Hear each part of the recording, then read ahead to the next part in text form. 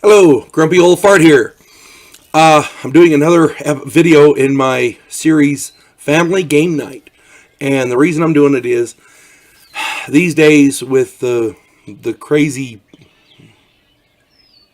bullshit that's going on out in the world, it's nice to sit at home with your family, bond, and have something fun to do. Bonding with family is important.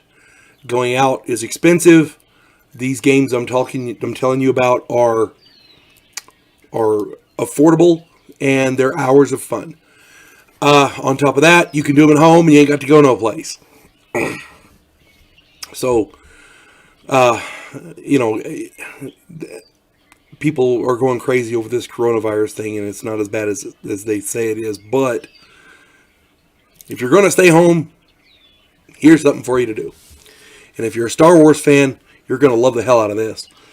They have a role-playing game based on Star Wars, and it's wonderful.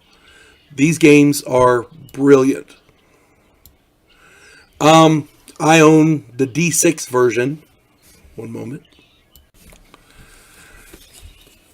Star Wars, the role-playing game. Second edition. First edition was fun. Second edition is better.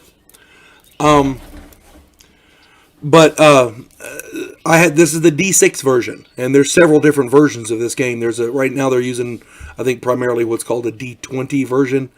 But to me, the D20 games are a bit generic. Everything is the same way, you know. And this is, in my opinion, this has more of the flavor of Star Wars. And the reason I say that is, you want the feel of Star Wars, and this has it. The D20 version is good, but I don't know. It doesn't have the same flavor. And the only problem I can see with this is you need a lot of D6s, and it's more. What's the word I'm looking for? It's more. There's more dice rolling. For example, if you're going to do one of the more powerful Force abilities, you have to roll 3 different sets of dice, and 2 or 3 separate sets of dice, and there's a lot of it takes a bit of oomph to it. But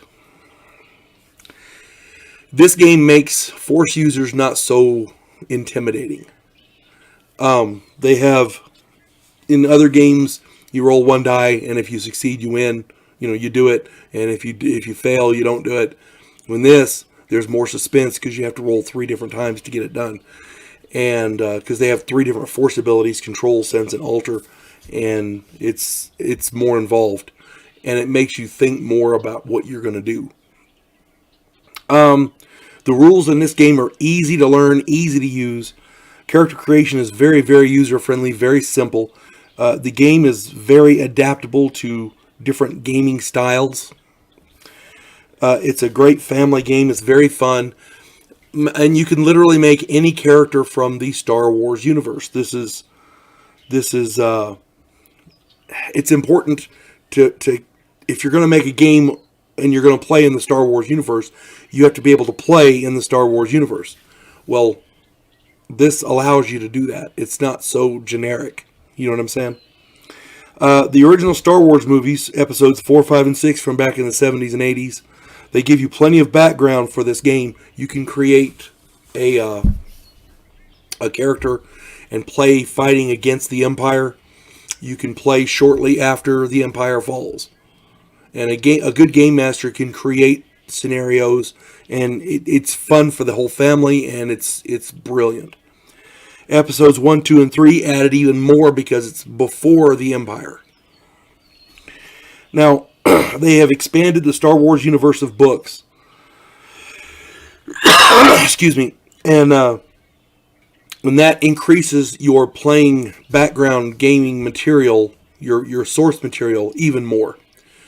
After Return of the Jedi, you find out that Luke Skywalker's starting the Jedi Temple over again, and he's creating an entirely new Jedi Order. They have, in the books, they have a number of different villains, a number of different scenarios that you can have these characters, your characters in the game, Not, I don't know if you'd want to participate specifically in them, but kind of on the peripheral, on the adjacent situations, and it gives a lot of background. There's a lot of different Star Wars books out there. I talked about them in How I Would Fix the Star Wars Sequels. Check those out. They're really good. I do not recommend playing in the Disney sequel version, in the Disney sequel era, because unless you're Rey, you can't do anything.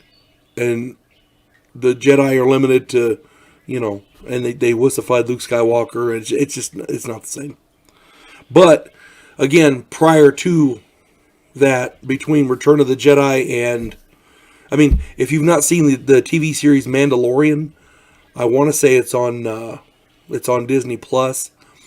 That's really good, and it's well worth getting Disney Plus just to watch that. Then you can just let it go. Star Wars Rebels is good too, by the way. And the Clone Wars, I think, is pretty good. But these Disney sequels, the movies in the theaters were crap, and everybody knows it. Prior to that, though, after Return of the Jedi, before the Disney sequels, there's an entire world of stuff in the books that you can get, and they create great source material for games. I've been running my son Hadrian in Star Wars forever using that, and it works out really good.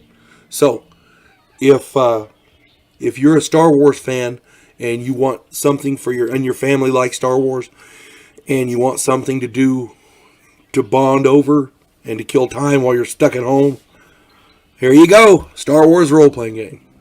Any of these games are good for it, but this video is about the Star Wars games. So, you folks have a good day. God bless one and all.